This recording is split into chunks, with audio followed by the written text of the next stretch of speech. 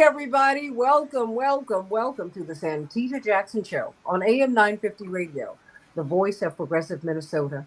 It's a joy to be with you today on one of the few progressive talk radio stations in the country. Please give us your support. We need it. Tell people about us here on AM 950 Radio, the voice of progressive Minnesota here in Minneapolis, St. Paul. But I am in Chicago, and I am glad to be with you, joining you with the Morning Stars on the Santita Jackson Show YouTube channel. Everybody, thumbs up, thumbs up, thumbs up. Join Robert and Bernadette and Ashley down in Memphis, Tennessee, and everybody who's every place else. And I want you to join in on this discussion today. We're going to be talking about voting rights as we go into, we're about 2 months out from the election. What we're not talking about today are the new forms of voter suppression, chiefly voter purges.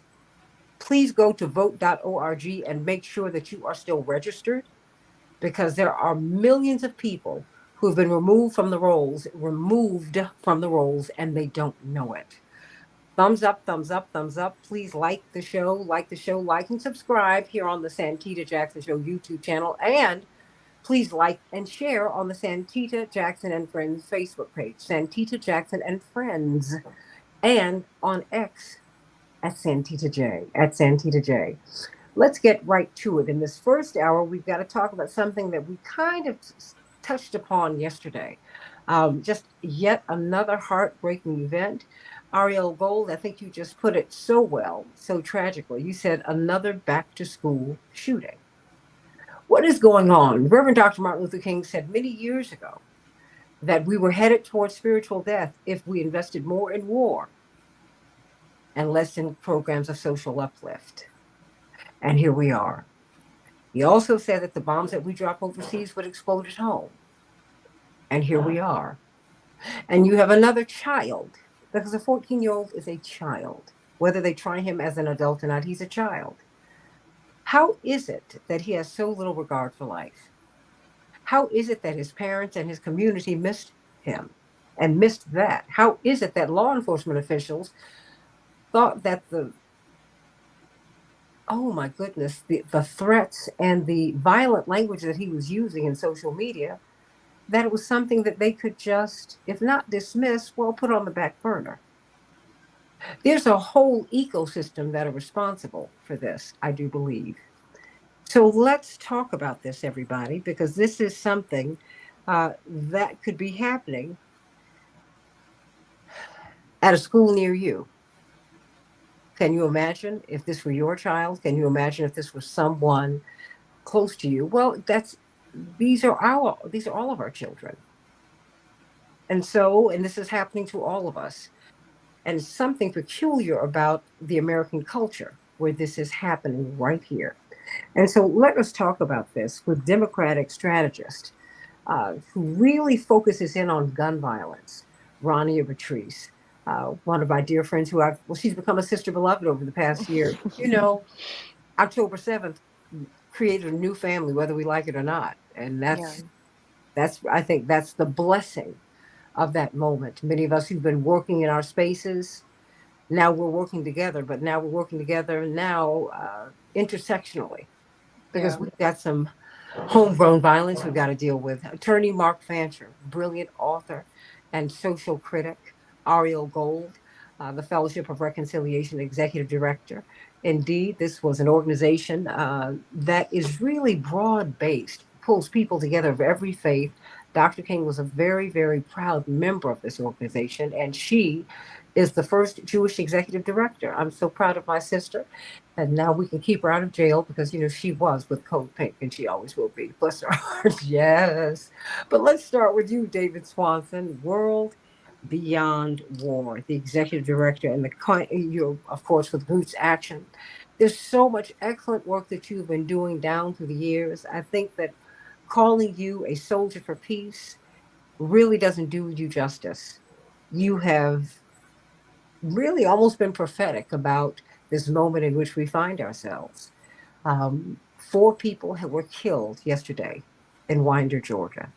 At least 9 people were injured.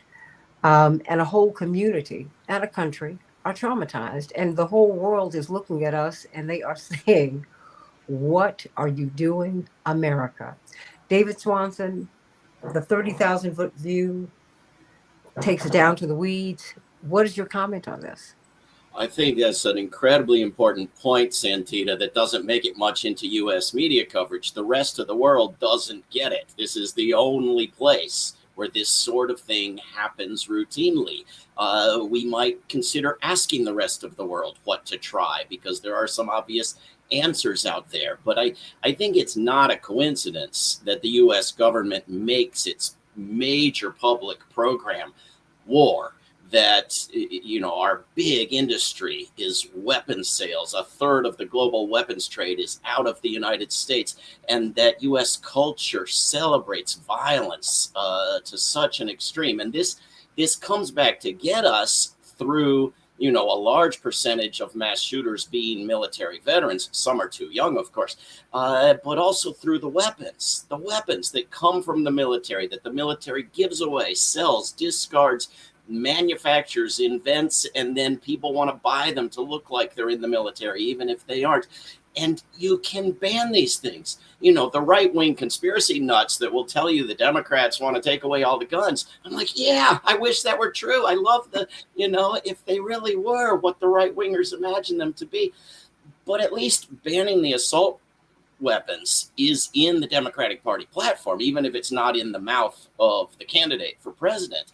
But it was in there before. It's always in there, and they don't do much to make it happen. And the Congress is corrupted by the NRA, and the Congress member supposedly representing that district with that school is making videos of himself shooting assault weapons, and it's so hip and it's so cool, even if kids imitate him and kill their classmates. It's and the guns are not just the reason for the mass shootings, but for all the non-mass shootings. It's only a tiny sliver of this epidemic that are mass shootings. Most are smaller scale. Over half are suicides, and these don't happen even with miserable lives, even with bad parenting, even with bad teaching, even with people failing to spot the signs, if the guns aren't there.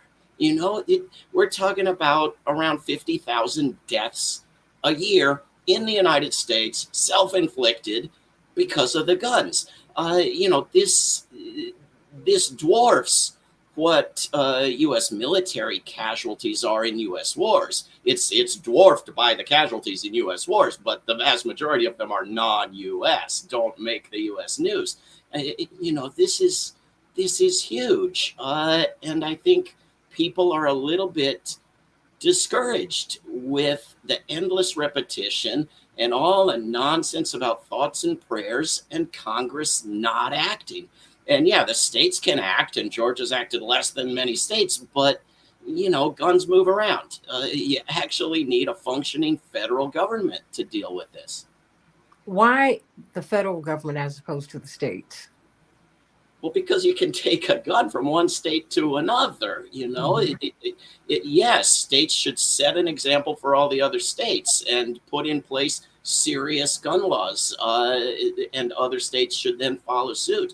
But it's tough to ban something from a state when, unless they're going to militarize the borders between all the 50 states, make it look like the border of Mexico. The gun dealers would love that. It's tough. You can do some things at the state level. Most good things in this country are done at the state level, and most things that happen federally happen first in a number of states. But we really need a national solution, and we really need to stop the U.S. government investment of our money in the weapons industry, which exceeds the rest of the world put together. The United States is the arms dealer to the world in weapons of war and in small arms. It's the leader, far and away, leading supplier of dictatorships and of so-called democracies and of every region of the globe. And it doesn't need to be, and it isn't useful. It isn't sane. You got U.S.-made weapons on both sides of most wars. It's madness. What is it in the culture, though? Because it seems, because you had law enforcement who tracked this child. he Yeah. lives with parents. I mean, I look at Columbine. They said, these two young men from these teenagers from Columbine, they were from a great family. Well, that means they were just fairly affluent at the very least. That doesn't make you great. It makes you money, certainly. But they walked around exhibiting antisocial behavior for at least a year.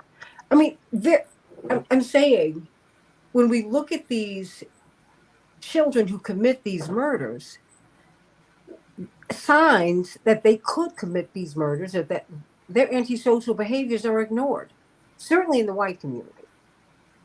Yeah. I'm not, See, I'm not trying. I'm not trying to pick on white people, but we pathologize black and brown people and people of color, right? But we understand these white children who clearly, when you are antisocial, you are in trouble. There's yeah, something's not right here. you What's can not being missed? you can say male too, along with white, if you want to here. But Okay. uh, yeah, there's bad parenting and there's bad neighborhoods, but there's also an incredibly sadistic culture. I mean, just go on Netflix or Amazon or any of these movie channels and try to find a film where violence isn't the solution to everything. Where having the good guys have more violence than the bad guys isn't the answer to everything.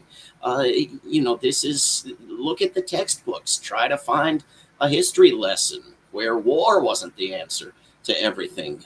So yes, we need better parenting and better teachers, but we don't necessarily need the police carefully studying every kid. We need a culture that teaches the value of nonviolence and cooperation and negotiation and disarmament rather than glorifying killing. It's we're running around thanking people for their service every day as long as they don't do it here, because then we gotta freak out and ask ourselves, what's the problem, where did we go wrong? uh, there's an incredible contradiction in that. Well, Rania, Patrice, we're in this election season. What do we say? How do you Yeah, how do you even strategize on this? I mean, what's this? What's do we need a strategy, or do we need to do a deeper dive on the culture? I mean, how do you handle it now? well, I think, I honestly, I think it's a little bit of both. And so much of what David said is just so unbelievably spot on. But to your point about, being in an election season, and whether it's cultural or policy, I mean, I think it's just a little bit of both. And the reality here is we have anywhere between high 80s to 97% of the people in this country who support something as simple as universal background checks. And the numbers fluctuate a bit, but my God, 97% of Americans can't agree on the weather outside. So the fact that that is a reality, and yet we have a US Congress who refuses to take up this issue, refuses. This is such low hanging fruit. This is such a minimum. Universal background checks, per David's comments, which are exactly right. We've seen mass shooting after mass shooting where somebody drove across state lines. They may have come from a state, that had stricter gun regulations, whether it was safe storage or background checks or whatever, and then they drive across state lines with those very same, or they can drive across state lines, purchase those guns, and go back. So I do think that we have a root cause here, and that is we are currently being represented by a body that does not represent us. They are supposed to work for us, and yet they don't. And that is something, we can say it across any number of issues, but this one in particular, I mean, guns are the number one cause of the killing of children in this country. What is it going to take? What is it? You can't go to school. You can't go to a concert. You can't go to a mosque or a synagogue or a church. You can't go, a garlic festival. You literally, and you said it at the opening, it could be coming to a school near you. It could be coming to literally anywhere near you. And Yeah, I a think movie every theater. time, It doesn't. absolutely, it doesn't matter. There is no such thing as a safe place when there are more guns than human beings in this country. and again, per David very rightfully said, the investment, and not just the investment, but the outsourcing of gun violence to other countries too. And I don't just mean in formal wars, but the trafficking to other countries. Oftentimes, we want to talk about Mexico. They're coming from the U.S. into Mexico. We are giving guns to other countries, and we are outsourcing this violence. And I think, again, David said he called it an epidemic, and that, to me, is so spot on. Well, we don't have a gun shop in Chicago. For all of the discussion, Ariel Gold, about the violence in Chicago, Reverend Jackson for years has gone to Chuck's gun shop. David Swanson is just across the city line, and that is where people purchase their guns. But you can buy them. If you can't buy them here, you can buy them there, and then they are left by the boxfuls in the poor Black communities in Chicago. They will tell you because the trains run through these poor Black areas, and you can find all kinds of weapons of war that are literally dropped in the community. This is not an urban myth. I hear it from too many people. And so, you just wonder what is going on, Ariel Gold. What did you call this? Another back to school shooting? I call this a back to school shooting. My God, it's the second week of school. The first thing that comes to my mind when I hear these is obviously this kid had problems, right?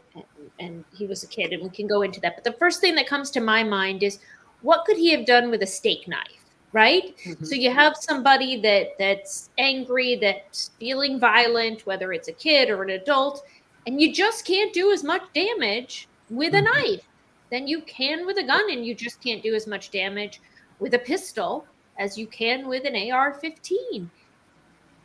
What is wrong with us? And no wonder we don't care in America what happens in Palestine and in Sudan, because we've got wars on our streets here at home. Like David said, we export these wars, but these are wars on our streets. Both of my children are just finishing and just out of college now. But I remember well when they were in middle and high school and elementary as well, and these shootings would happen, and the way it doesn't just traumatize the school in Georgia or the surrounding schools, but it's all kids in schools in the country. They don't feel safe, and they hear it in their schools because the school would rather them hear it from the administration than on Instagram. And then often those schools get locked down because they don't know if there's going to be more or what the responses are going to be. And the kids are just these poor, poor kids. How a 14-year-old has access to a weapon like that is criminal. It is criminal. This is a child.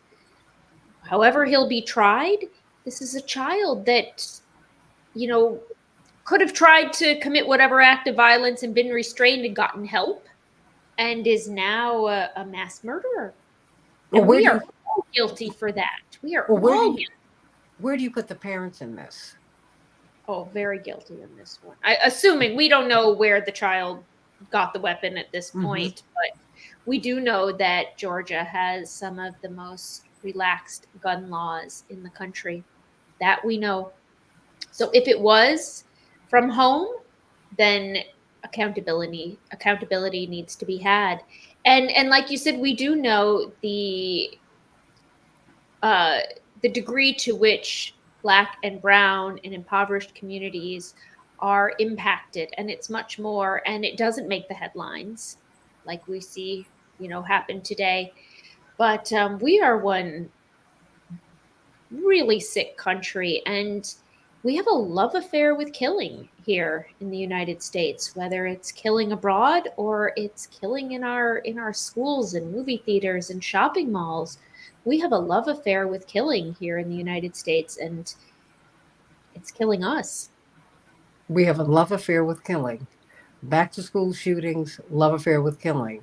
You come up with a couple of them today. I mean, Attorney Mark Fancher, what are your thoughts? I mean, because in Michigan, we do have a case where parents were tried and they are in prison now. They're being held responsible for their child having killed his classmates. But what do you make of what happened in Georgia and what's happening? Yeah, I don't point the finger at guns, and I don't point the finger at parents. I point the finger at America as a phenomenon. It represents a perfect storm of bad economic and social influences, which have impacted a culture that this society sustains, and which is one that I think Ariel put very well, is very sick. And I think that it stems from, in the first instance, an economic system, capitalism, which in itself carries with it many very destructive and bad values.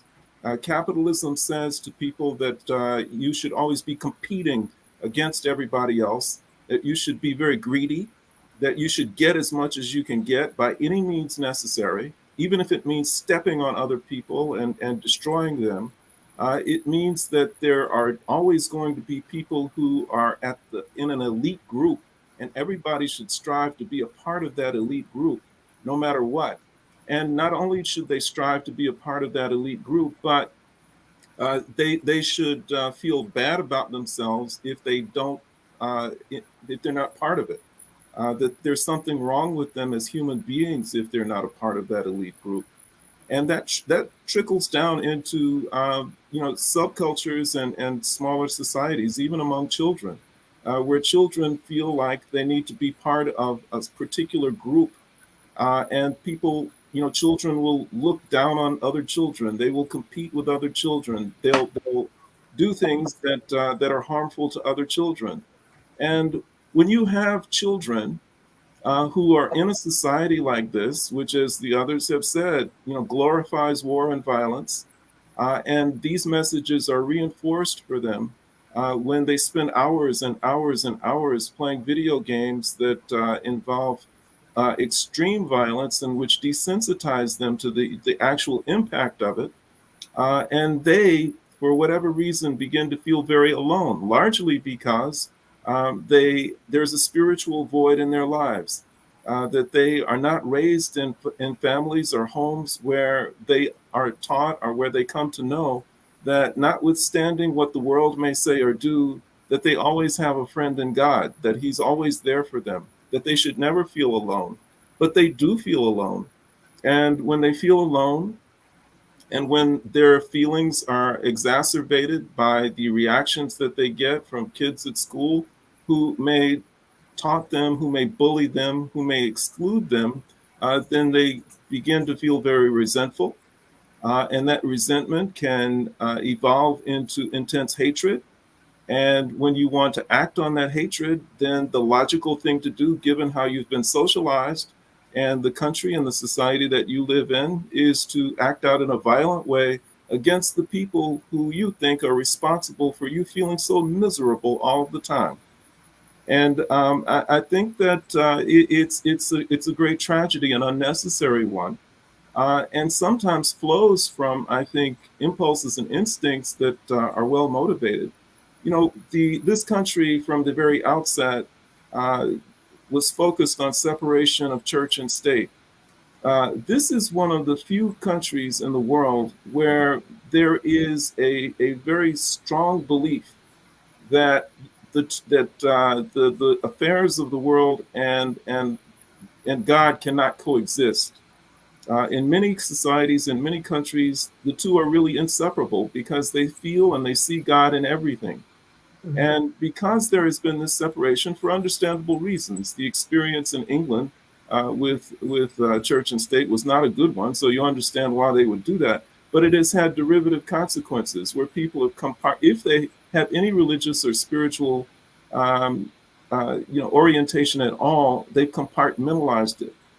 They reserve it for certain times during the week, and it's not in other times of the week. And many people have just basically excluded it altogether.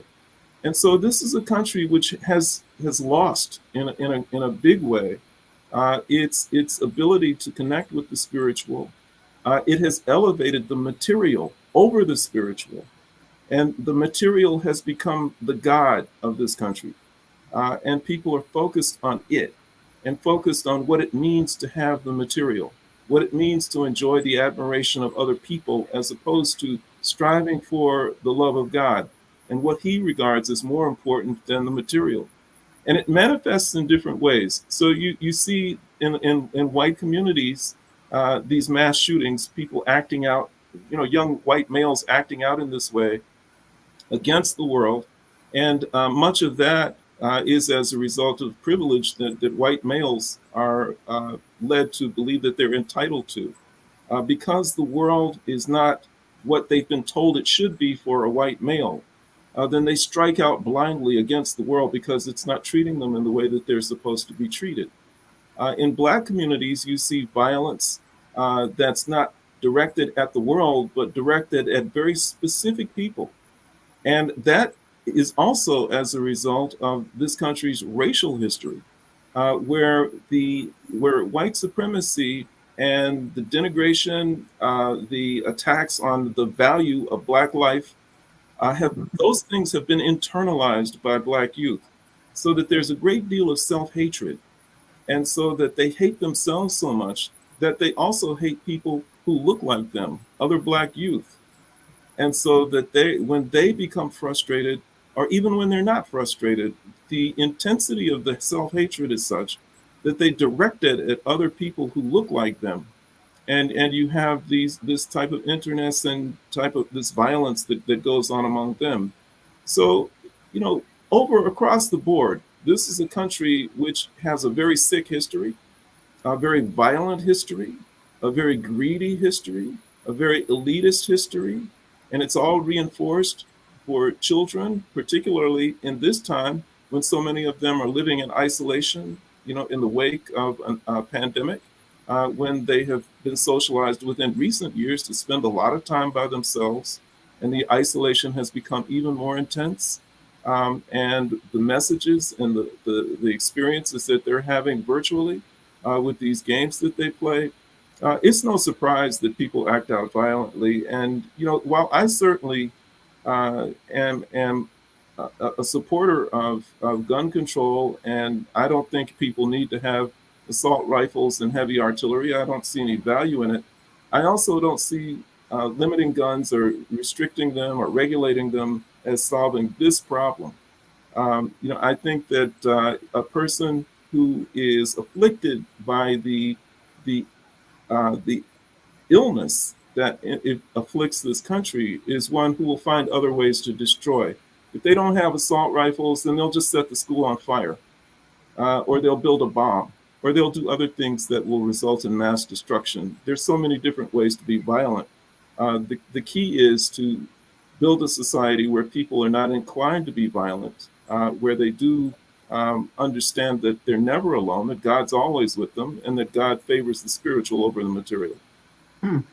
David Swanson, I'm hearing resonance here with a world beyond war, because what you're describing, Mark, it's not a utopian society. It's not a society that's beyond our grasp, David Swanson. But we have to change the way we see things. And before you speak to that, I want to wish Abraham down in Venezuela, who listens, who tunes into us every day. Everybody, please wish Abraham a happy, happy, happy birthday. We're sending you so much love. Happy birthday. Oh, he's such a sweetheart. And we want him to know that we are praying for him, because our government continues to interfere with his government and with the aspirations of his people. And you just keep on fighting, because what did they say? A little continue, the struggle continues. And guess what? Victory is certain if you continue with the struggle. And there's some people who are watching and who are praying for you. Right up here, your brothers and sisters to the north, sending you so much love, Abraham. David Swanson. Yeah. Is are we looking for some kind of utopian ideal? Because I'm just trying to find out where we are with this, because I don't see a lot of traction with the Democrats or the Republicans on this. I mean, rhetorically, I hear traction with Democrats, but nothing is moving. And there's something deep in the culture. I mean, Well, I don't understand. I mean, we have target practice in the lunchrooms of the junior ROTCs. And yes. then then you have shootings in the schools days later, and then we wonder, oh my goodness, how did that happen? Huh? Well, this is why I think there are multiple solutions to multiple overlapping problems here, right? So I agree that we need to improve our culture. We need to get away from this worship of violence. But I don't agree that getting rid of the guns has nothing to do with it. I think there's hope to be found in looking at the other 96% of humanity that has the same darn DNA and everything else as this 4% of humanity, but doesn't have this problem. Why not? They got rid of these guns in Australia. They still have bad parenting. They still have violent culture. They still have people who get mad. They still have people with suicidal feelings, but they don't have all the deaths. Why? They have some of them, but they don't have a bunch of them. Why? Because they got rid of the guns. You want a grounds for hope here. Here's a white male atheist to tell you that I don't have any guns and I'm not going to go burn down a school either, because what we all need, including we atheists, is good families in a good culture that raise children and adults to value kindness and forgiveness and cooperation and negotiation and understanding, whether or not we see any use for religion in that. So I blame our culture. I don't blame the lack of religion in our culture, but I blame our culture.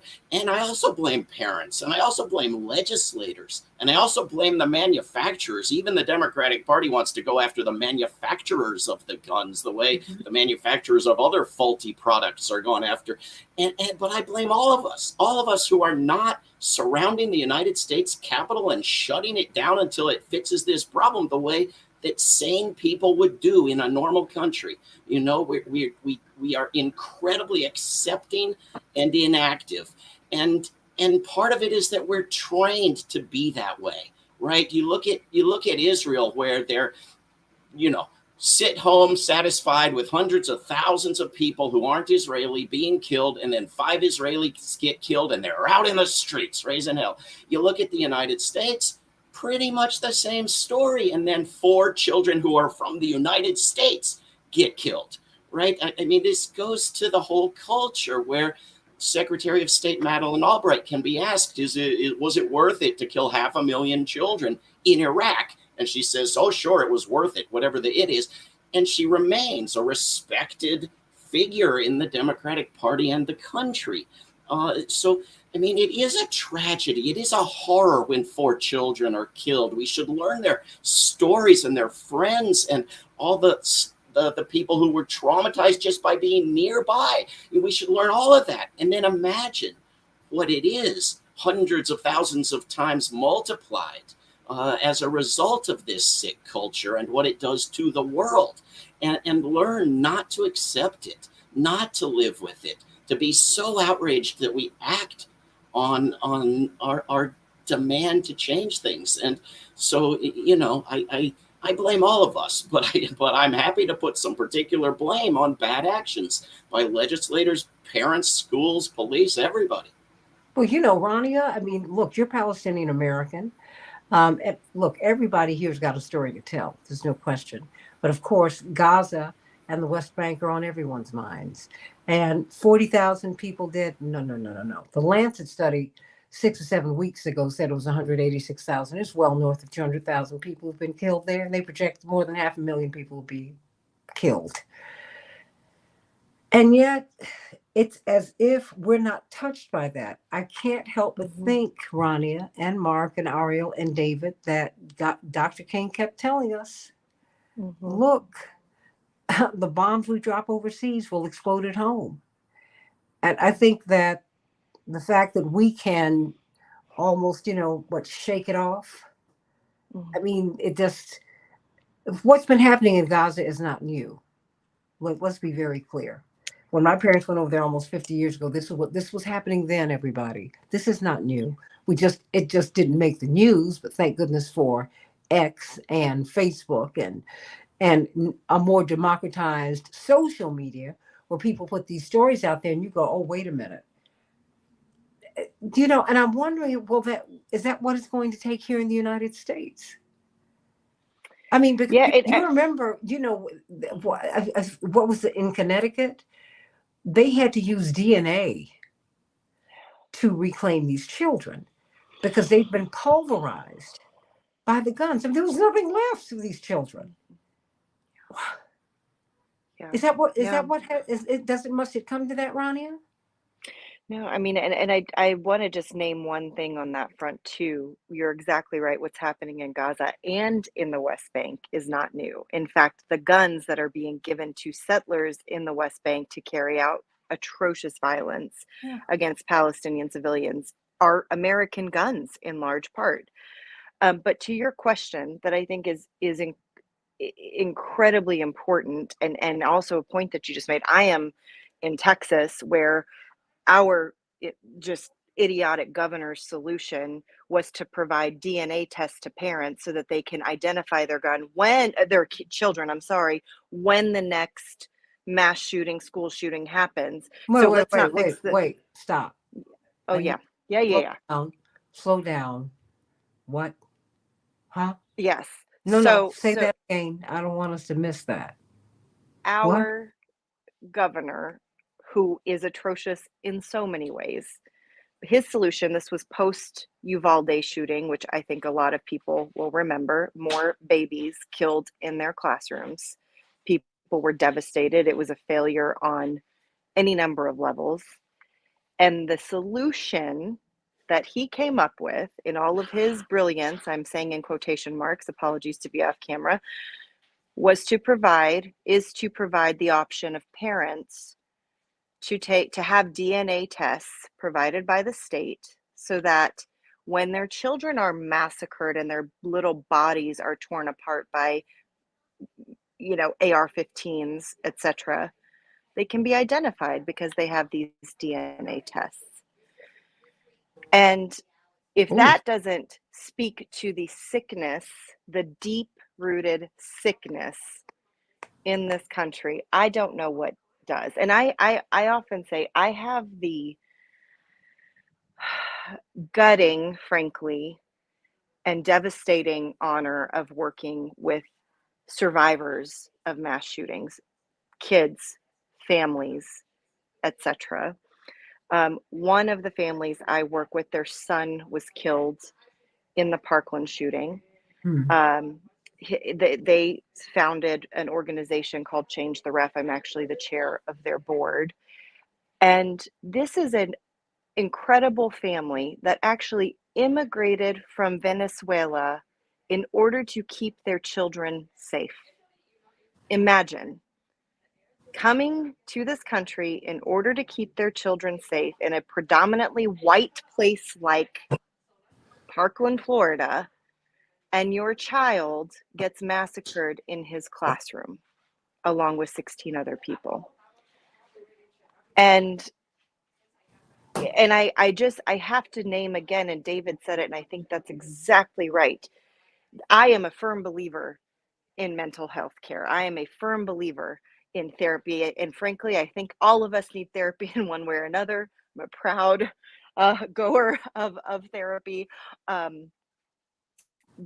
just like David said, almost every other developed nation in this country has the same rate of mental health crises and issues that we do in this country. And yet, they do not have the gun violence that we have in this country. And there are so many things to point to. Absolutely, I agree completely. But no one will ever convince me that the accessibility to guns, the amount of guns, and I know I already said this, but it's worth repeating, is not the problem. There is no other country in the world, again, that is on par with this country that has the access and the sheer amount of guns available at anybody's disposal. And that is just reality. Well, Ronnie, and also I think we've got to really stop. Certainly, I believe in therapy. I absolutely believe in it, and I believe that we need to really shore up our care of those who are mentally challenged. But the fact is, people are mentally challenged hurt themselves. That's why you have padded rooms. They don't hurt Right. other people. Right. Mean people, angry people hurt other people. You remember that mother down in Texas who drowned her babies in the Yeah. bathtub? Remember that? And I Yeah. said, there's something in her marriage that's off. And people looked at me. I said, oh, no, no, no, no, no. I said, because if she were mentally ill, she would have killed herself. She's angry with that husband. She's angry with somebody because she's killed those babies. And guess what? Her husband, who worked at NASA, when he got the call to come home, I remember reading it in Time or Newsweek.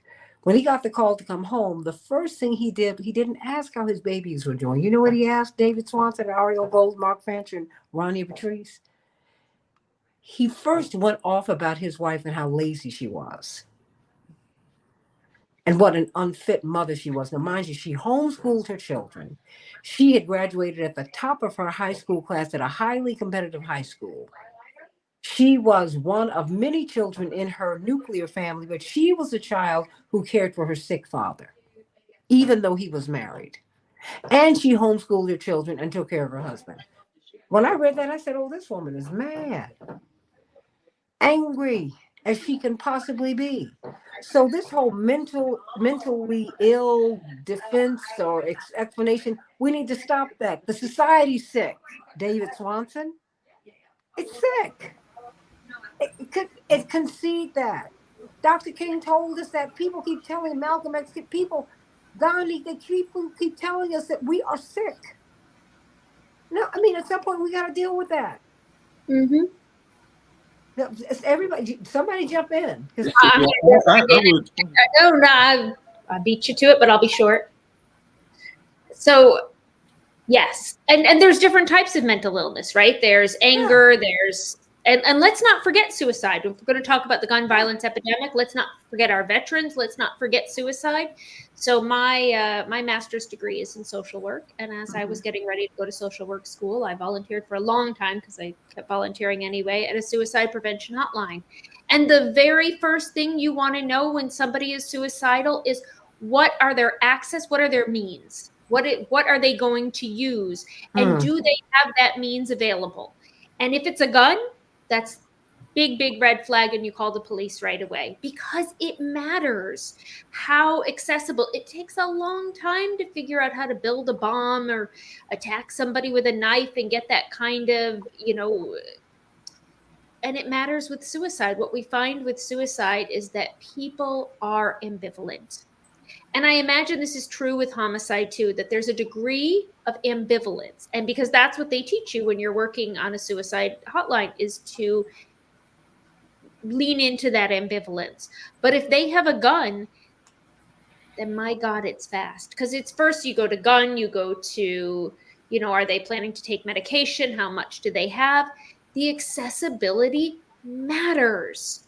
And you know what? There's a lot of blame to go around. We're a sick society, but I'm pointing that blame at the gun manufacturers. And there are some things in this world that just don't need to exist.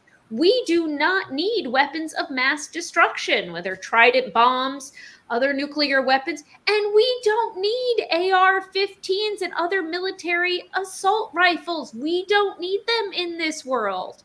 There are things that should not exist, and rather than them not existing, they are major sources of profiteering in our world of capitalism. So there's lots of blame to go around: the individual, the parent, the school system, our politicians. But there's one place that we can really land that blame, and that's the merchants of death. And I'm not the one who coined that. That's Code Pink. I think it's Jody Evans that coined that. They are the merchants of death. So if we're looking for a place to start with that blame, let's start with the merchants of death. And many of them are the same companies dropping the bombs over in Palestine. That's how they make their money, David. Yeah. I want to say this, Okay. that, I stay with pointing the finger at the culture, and I'm going to be even more specific: white European culture, because there is no group in the history of the world that has been more violent and which has expanded and extended its violence in the way that that culture has. It has gone into every corner of the world and colonized people. It has enslaved people. It has committed campaigns of genocide and displaced and stolen the territory of every indigenous nation in this hemisphere. And it has sustained itself through violence and through a culture of violence. It has sustained itself through a culture of hatred of people who are others. And it is what accounts for being able to say that the deaths of hundreds of thousands of people are worth it, because no white people were involved. And so it's no surprise when white kids decide to manifest their culture in this way. That's what this country is. It's a racist, capitalist country that has lost its spiritual connection. And it's true, yes, this is not a phenomenon that you see in other countries, but for a whole host of reasons. And the availability of guns is not what makes the difference, because there are countries in the global south where by necessity everybody has to have a gun because they're fighting for liberation. And because they are people who understand the value of humanity and who understand the importance of justice and who are striving for liberation, they don't use the guns that they have to try and exterminate other people. And these are people who are living under intense oppression. If anybody's got anything to complain about, these are people who do. They don't have the privileges and the opportunities and the comfort that these suburban white kids have. And somehow they have the self-discipline and the ability to have a rifle and to not use it to kill somebody else, unless it's somebody who's trying to oppress their people or somebody who is standing in the way of their liberation. And so the task is not just to get rid of guns. And again, I don't have a problem with getting rid of guns, but it doesn't end there. It's a matter of transforming people. And even for people who are atheists or agnostic and who don't believe in God, there is an important role for a spiritual orientation to be a part of everybody's life, even if it is just a belief in the goodness and the potential goodness of other human beings. When Jesus was here, he said he gave two great commandments. One was to love God with all your heart, mind, and soul. And if you want to reject that one, listen to his second commandment, which was to love one another. And when he instructed his disciples and his followers in how to live together in community, what he said is everybody brings their material things, their money, everything that they have, put it in a common pot, and we'll share it out so that there is no one in need. We will not be greedy. We will not turn on each other. We'll live together in community. And that's something that we as a country still have the potential to do. But we're hobbled, we're hamstrung by this culture of hatred, which has been so much a part of the group which has been dominant in this country for generations, from its very founding. So I think we need to be really clear about what we're talking about. It's not just a matter of everybody, bearing blame. It's a question of everybody needing to help themselves and to focus on transformation of human beings into what human beings can and should be.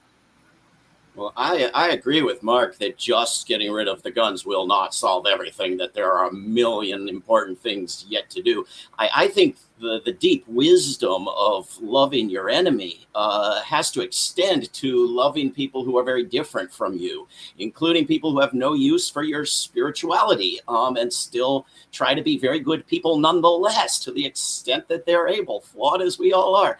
I love that Ariel said these weapons don't belong in our world, because, the best you'll get out of a member of the United States Congress is these guns don't belong outside of our wars. these are the guns for the wars. These guns shouldn't be killing anybody who isn't in Syria or Yemen or Africa or Palestine.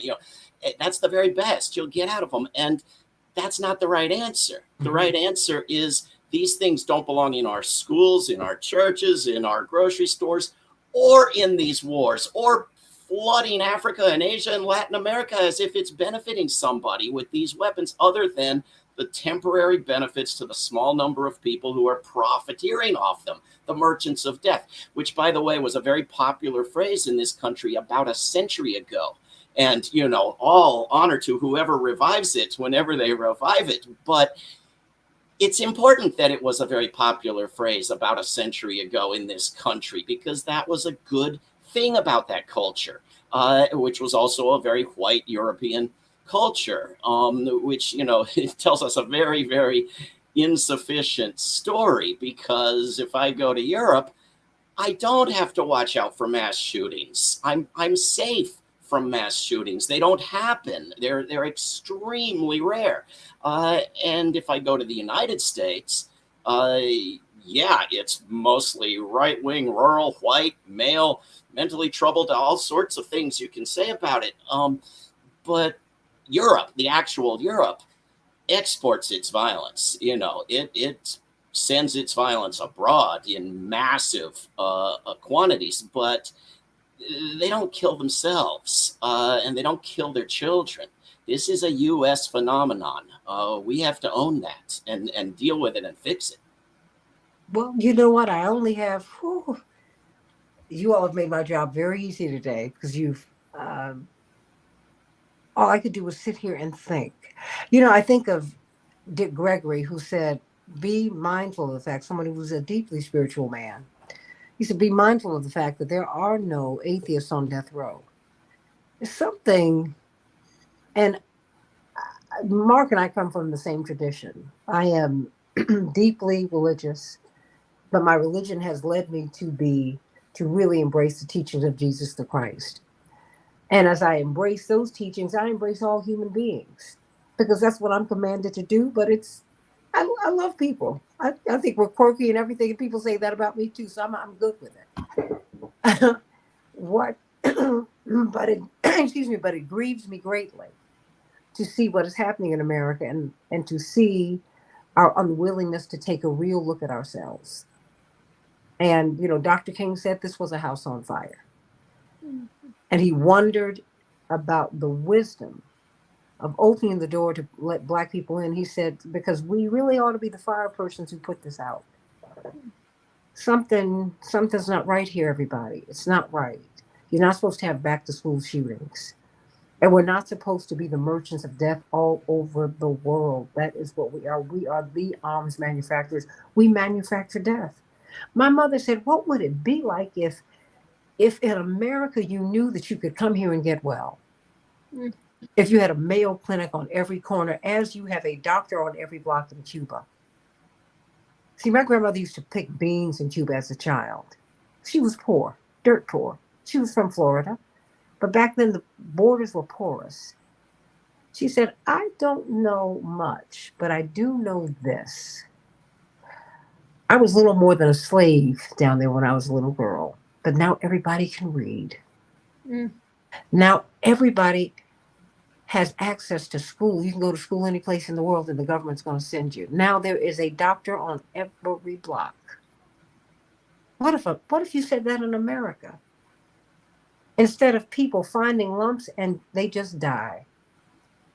Because I can't afford the treatment, so I don't even want to get the news. Think about that, everybody. I literally have about 30 seconds for everybody. Rania, and we're going to continue this conversation another time, because I think this is a deep cultural issue, and if we don't speak to this, we're not going to survive. We're just not.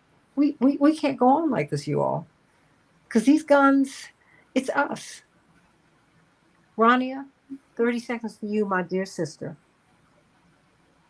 But yeah, I mean, just thank you for having us and hosting this important conversation. And just like you said, it's ongoing. And I'll just leave everybody with this, that we put the people in office who make these decisions. So please pay attention. There's a lot of money in politics, and it's spent to make us think and believe certain things. We've got to do our own homework, and we have to put the people in those seats who are going to represent us. Absolutely. And let's check ourselves so we can make sure that they represent the best in us. Ariel Gold, Fellowship of Reconciliation. Wow. Do we need reconciliation with something greater today? I'll take my last 30 seconds to do reconciliation and say that, Mark, I agree with you in so many ways. Yes, this is a spiritual illness. I just think we have to start with taking out those tools of death. And even in terms of liberation struggles, may we not have these weapons. May we not, may our struggles be nonviolent, and may we not be battling empires of horrific things that, again, I just want to say they're just ungodly. They're an affront to God, because these things should not exist. Amen. Attorney Mark Fancher? Well, I want to agree with Ariel. And also say that I hate capitalism with every fiber of my being. If Satan didn't create it, he threw a party when it was created. But I think that we can use capitalism against itself, and that is the law of supply and demand. If we as a society can get to the point where there is no longer a demand for guns, if we can transform people into human beings who love one another and who don't want guns, then I think the rest of it will take care of itself. David Swanson, A World Beyond War. It's possible. However you want to wrap this up, you got it, my friend. It's very, very possible. Santita, when U.S. Olympic athletes were in Paris and they got sick, they were rather staggered by the fact that you could just go ask for health care, be given top quality health care, not have to fill out a single form, not have to document your life's history and prove you were going to make your deductible or any of this rigmarole. They were just amazed. And some of them probably asked, how did you do this? Because of course, every other wealthy nation on earth has done it. And I recommend going to a school abroad in the real world, traveling or virtually, but communicate with a school abroad and ask them. Have some humility. Think we might learn something from people outside the U.S. borders, and ask them, how did you get your schools to be like this, where there are no metal detectors and no DNA tests and no warnings and no trauma drills and nobody's getting shot up with automatic weapons? How did this come to be? And see what they say, because this is the one thing this country, which is so good at so many things, is absolutely the worst at, is learning from any other country. I think we should try it on an issue where everybody else has more or less figured it out. And there it is, everybody. We can go not just another way, but the right way.